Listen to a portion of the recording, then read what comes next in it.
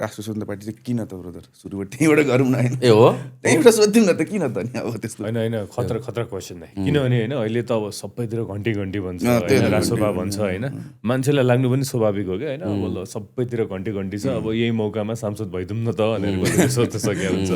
तर मेरो story different छ दाइ म यो अल्टरनेटिभ पोलिटिकल मुभमेन्ट अहिले त पहिला अल्टरनेटिभ पोलिटिकल पार्टी भन्थ्यो होइन वैकल्पिक राजनीतिक दल तर अहिले त वैकल्पिक भन्दा पनि मेन स्ट्रिम नै भइसक्यो नि त एपी सेन्टर छ अहिले पोलिटिकल एपी सेन्टर नै रासोपा छ तर यो चाहिँ हामीलाई पहिला ड्रिम थियो क्या दाइ लगभग 11 वर्ष अगाडि मैले 29 वर्ष भयो 18 वर्ष थिएँ विवेकशील नेपाली दल जोइन गरेँ विवेकशील नेपाली दल जोइन गरेँ विवेकशील नेपालीबाट विवेकशील साझा पार्टी त्यसपछि बालेनसँग अहिले रासोपा भएको छ भने चाहिँ सिधै रासोपा होइन क्या दाइ यो अल्टरनेटिभ मुभमेन्टमै म चाहिँ पहिलादेखि यही बाटो जाने भनेर आई वाज भेरी कन्भिन्स्ड अनि अझ त्योभन्दा अगाडि पनि दाइ विवेकशील सुन्नुभन्दा अगाडि पनि पोलिटिक्स त छ त्यसलाई अगाडि बढाउनु त पर्छ जहिले पनि पोलिटिकली इन्ट्रेस्टेड नै हो क्या दाइ म अनि दाइहरूलाई याद छ कि छैन संविधान सभा भएको थियो नि पहिलो संविधान सभा खारेज अनि दोस्रो संविधान सभाको चुनाव गर्ने भन्यो म त्यतिखेर बाहिर थिएँ दाइ युएसमा थिएँ म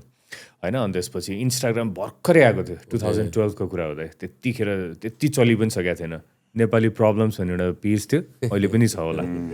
पासवर्ड युजर नेम याद छैन तर छ त्यो पेज अनि त्यसमा मैले एउटा पोस्ट बनाएको थिएँ पोस्टमा चाहिँ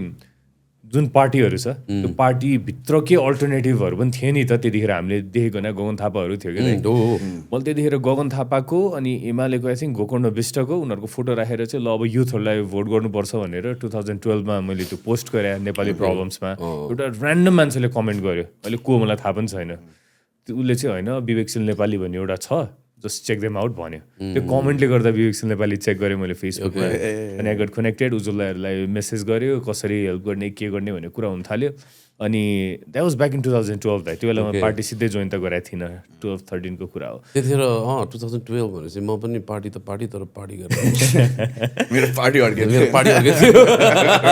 त्यहाँबाट हो क्या दाइ अहिले रासोपा भनेर होइन त्यहाँबाट बिस्तारै जोइन हुँदै विवेकशील नेपाली दलको मेम्बरसिपले अनि रन्जु दर्शनलाई उठायो त्यतिखेर होइन अनि रन्जुले खासमा यो एन्टायर यो पोलिटिकल अल्टरनेटिभ पोलिटिक्स सम्भव छ भन्ने त्यतिखेर देख्यो नि त दाइ स्टोकोटवालाको बेला क्या त्यो स्टोकोट थियो नि हामी सबजना स्टोकोट क्याम्पेनमा जान्थ्यो नि दाइ